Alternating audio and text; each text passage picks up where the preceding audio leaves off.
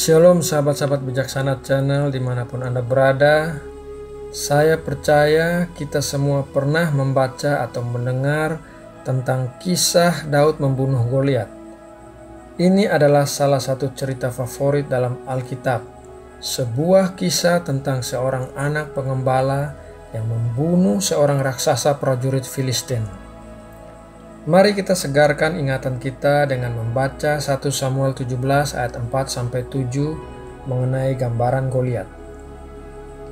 Lalu tampillah keluar seorang pendekar dari tentara orang Filistin. Namanya Goliat dari Gad. Tingginya 6 hasta sejengkal.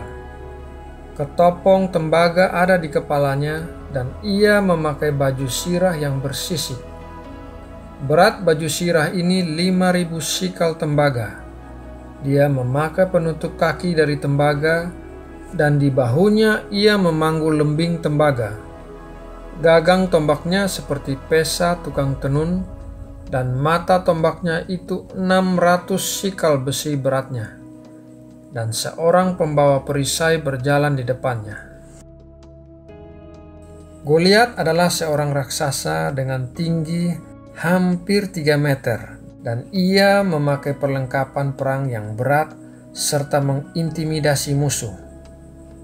Baju sirahnya memiliki berat 5.000 sikal tembaga atau sama dengan sekitar 57 kg dan mata tombaknya seberat 600 sikal besi atau sekitar 6,8 kg.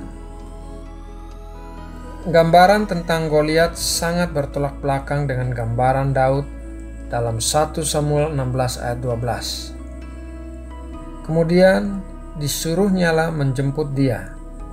Ia kemerah-merahan, matanya indah dan parasnya elok. Lalu Tuhan berfirman, "Bangkitlah, urapilah dia, sebab inilah dia." Kemudian dalam 1 Samuel 17 ayat 33, tetapi Saul berkata kepada Daud, "Tidak mungkin engkau dapat menghadapi orang Filistin itu untuk melawan dia, sebab engkau masih muda, sedang dia sejak dari masa mudanya telah menjadi prajurit." Sahabat-sahabat terkasih, ada saat-saatnya dalam hidup kita di mana kita merasa masalah-masalah hidup kita seperti Goliat yang berdiri menjulang di depan kita. Mungkin saudara menghadapi masalah perkawinan, masalah kesehatan, masalah perekonomian, masalah pekerjaan, dan lain sebagainya. Kita merasa seperti Daud berdiri berhadapan dengan Goliat, dan orang-orang yang ada di sekeliling kita berkata seperti Saul berkata kepada Daud, bahwa tidak mungkin Daud dapat menghadapi Goliat untuk melawannya. Terlepas dari semua situasi yang terlihat di depan mata dan semua perkataan orang-orang di sekelilingnya, Daud mengalahkan Goliat. Daud menjadi seorang pembunuh raksasa.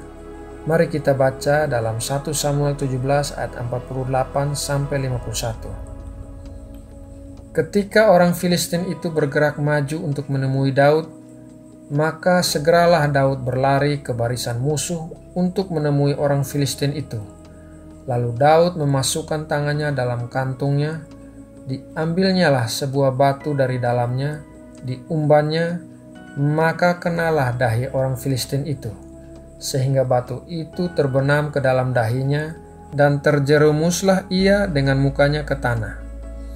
Demikianlah Daud mengalahkan orang Filistin itu dengan umban dan batu. Ia mengalahkan orang Filistin itu dan membunuhnya tanpa pedang di tangan. Daud berlari mendapatkan orang Filistin itu, lalu berdiri di sebelahnya, diambilnyalah pedangnya, dihunusnya dari sarungnya, lalu menghabisi dia. Dipancungnyalah kepalanya dengan pedang itu. Ketika orang-orang Filistin melihat bahwa pahlawan mereka telah mati, maka larilah mereka. Nah, sahabat-sahabat terkasih, kita akan belajar bagaimana kunci-kunci yang dipakai oleh Daud untuk mengalahkan Goliat. Kita akan belajar dari seorang pembunuh raksasa agar kita juga dapat menjadi seorang pembunuh raksasa. Kunci pertama adalah menjadi diri sendiri. 1 Samuel 17 ayat 38 sampai 40 berkata, "Lalu Saul mengenakan baju perangnya kepada Daud, ditaruhnya ketopong tembaga di kepalanya dan dikenakan baju sirah kepadanya. Lalu Daud mengikatkan pedangnya di luar baju perangnya. Kemudian ia berikhtiar berjalan sebab belum pernah dicobanya. Maka berkatalah Daud kepada Saul, 'Aku tidak dapat berjalan dengan memakai ini, sebab belum pernah aku mencobanya.' Kemudian ia menanggalkannya.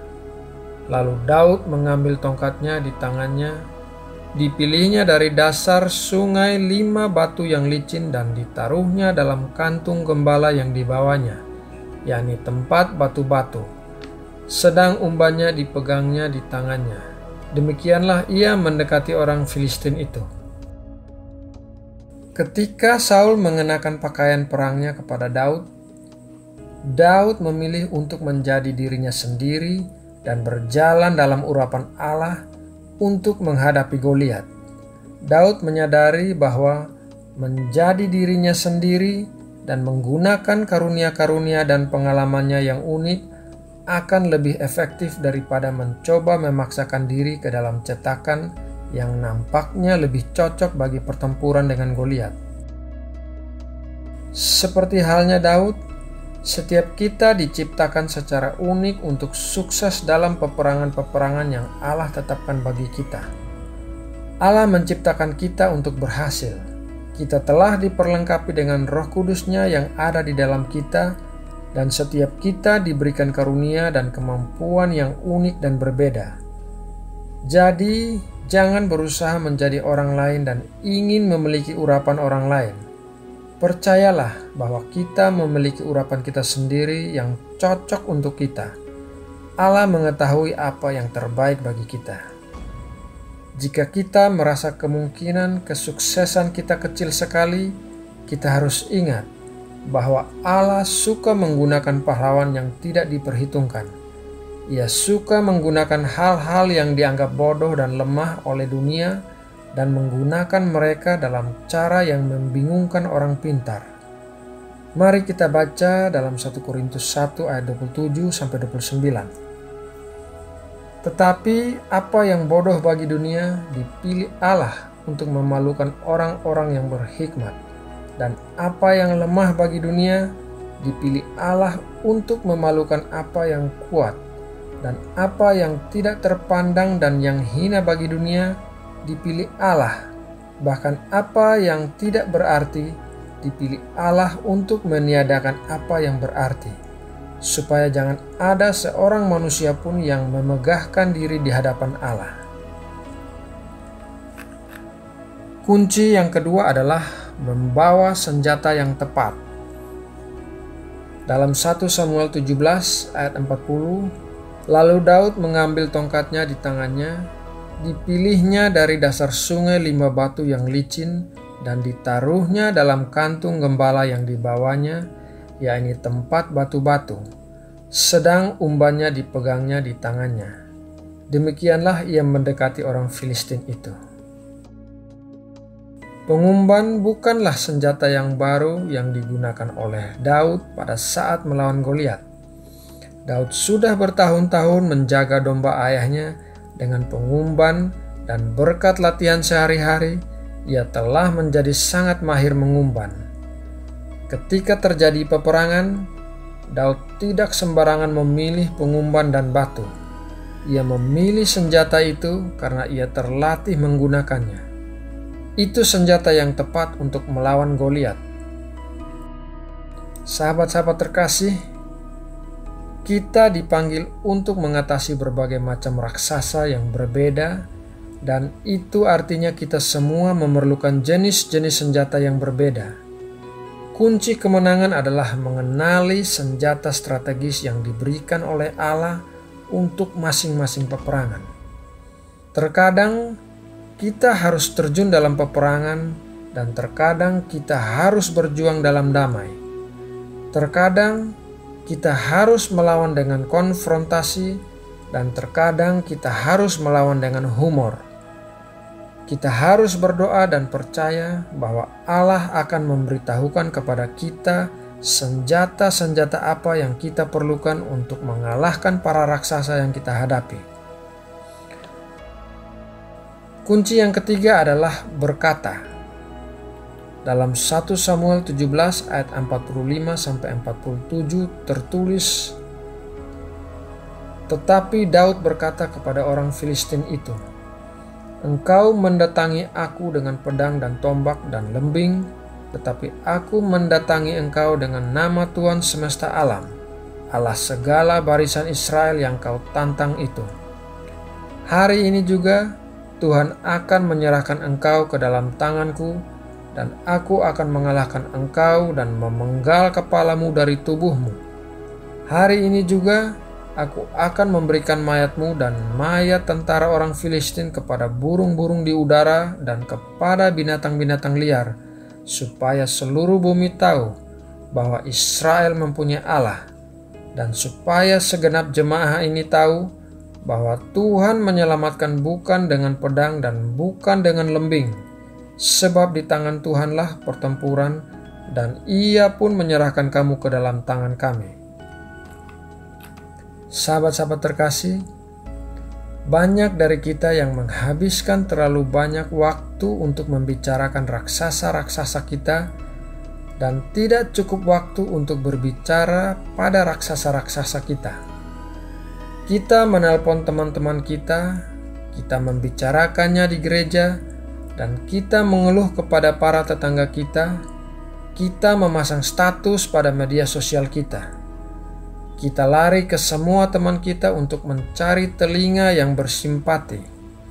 Kita berbicara kepada semua orang lain, ketika apa yang seharusnya kita lakukan adalah berbicara pada raksasa kita seperti yang Daud lakukan.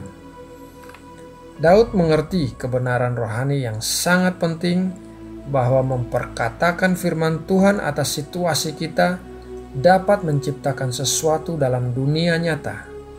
Firman Tuhan dapat membuat sesuatu yang ada menjadi tidak ada, dan sesuatu yang tidak ada menjadi ada. Seringkali kita melihat masalah-masalah kita dari sudut pandang duniawi dan bukan dari sudut pandang surgawi. Akibatnya, kita sering lupa menggunakan kuasa perkataan kita untuk menyelaraskan diri dengan rencana surga bagi peperangan kita, sehingga kita sering dikalahkan. Amsal 18 ayat 21 berkata, "Hidup dan mati dikuasai lidah. Siapa suka menggemakannya akan memakan buahnya." Kunci rahasia yang keempat adalah berlari maju. Dalam 1 Samuel 17 ayat 48 berbunyi, "Ketika orang Filistin itu bergerak maju untuk menemui Daud, maka segeralah Daud berlari ke barisan musuh untuk menemui orang Filistin itu." Sahabat-sahabat terkasih, ketika kita menghadapi raksasa di depan kita, kita memilih dua pilihan, yaitu berlari maju untuk bertempur atau kabur menyelamatkan diri. Apabila kita melarikan diri karena kita takut menghadapi problem-problem kita, maka kita akan menjadi sangat terbiasa untuk melarikan diri dan sulit untuk berbalik dan bertempur saat waktunya tepat. Ketika kita berkomitmen untuk berlari ke depan menghadapi raksasa kita, artinya kita berkomitmen untuk menyelesaikan tugas kita. Memerangi raksasa kita saja tidak cukup. Kita harus bertekun sampai peperangan itu tuntas dan raksasa itu dikalahkan habis. Kita harus berperang sedemikian rupa sampai tidak ada lagi kesempatan bagi si raksasa untuk menyembulkan kepalanya kembali.